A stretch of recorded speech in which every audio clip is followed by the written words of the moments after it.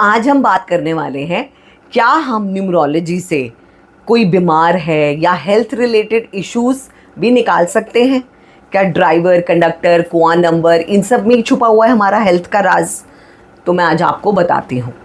जैसे आपने मेरी पुरानी वीडियोस देखी होंगी, कोई भी जैसे हम एक रैंडम डेट ऑफ बर्थ लेते हैं, वहाँ हम कैलकुलेट करते हैं ड्राइवर नंबर, फिर हम कैलकुलेट करते हैं कंडक्टर नंबर, और हम कुआं नंबर भी ऐड करते हैं और उसको हम डालते हैं अपने सारे नंबर्स को लोशो ग्रिड में और देखते हैं कौन कौन सी हमारी प्लेन्स पूरी हो रही हैं। ठीक है, अब जैसे अगर हम कोई भी रैंडम डेट ऑफ बर्थ लें जहाँ पे ड्राइवर नंबर तो आ रहा है 1 और कंडक्टर नंबर आ रहा है 8, तो ये क्या हुआ? ये हो गया एक एंटी कॉम्बिनेशन। क्यों? क्योंकि 1 है सन से रिलेटेड और 8 है सैटर्न से related, and as you all know sun का जो इलेजिटिमेट चाइल्ड है वो है शनि यानी कि सैटर्न, तो इस कॉम्बिनेशन को हम बोलेंगे एंटी। तो अगर किसी की डेट ऑफ बर्थ में ये एंटी कॉम्बिनेशंस बैठे हुए हैं, सपोज किसी का ड्राइवर 1 है, कंडक्टर 8 है, या ड्राइवर 8 है और कंडक्टर 1 है, ऐसे ही दूसरा कौन सा एंटी होता है? वो होता है ड्राइवर 2 कंडक्टर 8, या वाइसा वर्सा ड्राइवर 8 कंडक्टर 2। और हमारे ऐसे कौन से नंबर्स हैं? वो है ड्राइवर 3 कंडक्टर 6, वो भी एक बहुत बड़ा एंटी प्लैनेट्स हैं। क्यों? क्योंकि 3 है हमारे देवगुरु यानी कि प्लैनेट जुपिटर, एंड 6 है वीनस यानी कि शुक्र दैत्य गुरु, तो ये दोनों भी एंटी प्लैनेट्स के अंडर आते हैं। और हमारे कौन से कॉम्बिनेशंस आते हैं? जैसे ड्राइवर नंबर है आपका 8 और उसका कंडक्टर नंबर है 4, या ड्राइवर नंबर है 4 और कंडक्टर नंबर है 8। तो ऐसे हमारे कुछ एंटी कॉम्बिनेशंस आते हैं न्यूमरोलॉजी में जो हमें दिखाते हैं कि ये लोगों में कहीं हद तक हेल्थ के इश्यूज हो सकते हैं।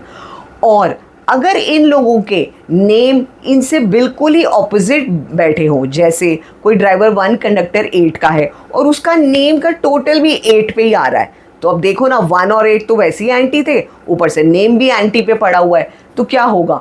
हेल्थ और ज़्यादा वहाँ ख़राब होने के चांसेस रहेंगे। ऐसे ही कोई ड्राइवर 3 है, कंडक्टर 6 है और उसका नेम नंबर किस पे आ रहा है? 6 पे सपोज, तो वो भी बहुत एंटी हो गया। इसलिए न्यूमरोलॉजी में जब हम किसी का चार्ट चेक करते हैं, लोशो ग्रिड में जब हम सारे नंबर्स डालते हैं, तो हम पहुंचते हैं एक सोल्यूशन पे कि इसको क्या बेहतर नेम दिया जाए, क्योंकि डीओबी तो आप चेंज कर नहीं सकते, लेकिन नेम नंबर को तो चेंज कर सकते हैं ना। तो इसलिए हम लोग नेम नंबर पे बहुत वर्क करते हैं और उसको अलाइन करते हैं आपकी न्यूमरोलॉजी को अकॉर्डिंग टू योर डीओबी। और क्या कारण होते हैं हमारे हेल्थ फैक्टर्स जो ख़राब हो जाते हैं? कभी कभी हमारे घर का वास्तु भी बहुत ख़राब होता है।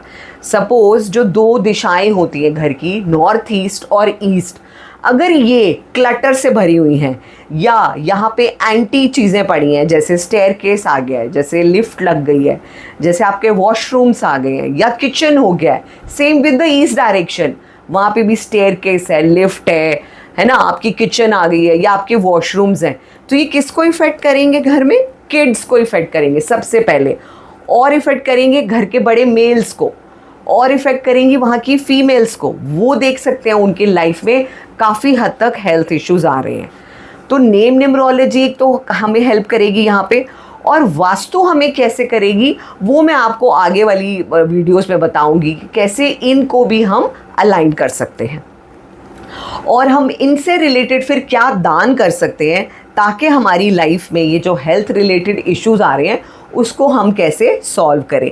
इवन हम अपना सिग्नेचर को भी जब अलाइन कर लेते हैं ना अकॉर्डिंग टू आवर डीओबी, क्योंकि सिग्नेचर क्या है? Again we are giving a message to the universe, yes I am there, please help me. तो वो वाली रेमेडी, सिग्नेचर एनालिसिस की रेमेडी भी करके हम काफ़ी हद तक अपनी हेल्थ को अलाइन कर सकते हैं और ठीक कर सकते हैं। Please share this video with the person who is struggling for his health related issues.